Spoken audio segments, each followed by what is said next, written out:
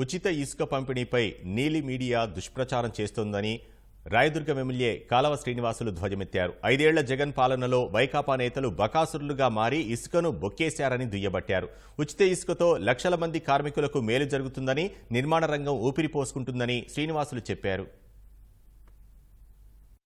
ఉచిత ఇసుక ఒక పవిత్రమైన కార్యక్రమం, లక్షల మందికి మేలు చేసే కార్యక్రమం. అట్లాంటి కార్యక్రమం పైన బురద జల్లుతారా, విష ప్రచారం చేస్తారా, పని కట్టుకొని దుమ్మెత్తిపోస్తారా?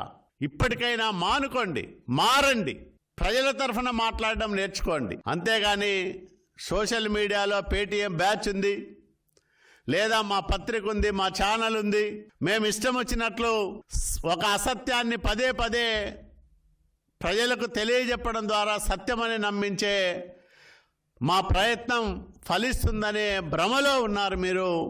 మీది ఒట్టి భ్రమ. ఖచ్చితంగా వాస్తవాలు ప్రజలు గమనించారు కాబట్టి, గ్రహించారు కాబట్టి మీ దుష్ట పాలనను దునుమాడి మళ్ళీ ప్రజాప్రభుత్వాన్ని చంద్రబాబు నాయుడు గారి నాయకత్వంలో ఒక అద్భుతమైన పరిపాలన చూసే అవకాశాన్ని తెచ్చుకున్నారు ఆంధ్రప్రదేశ్ రాష్ట్ర ప్రజలు.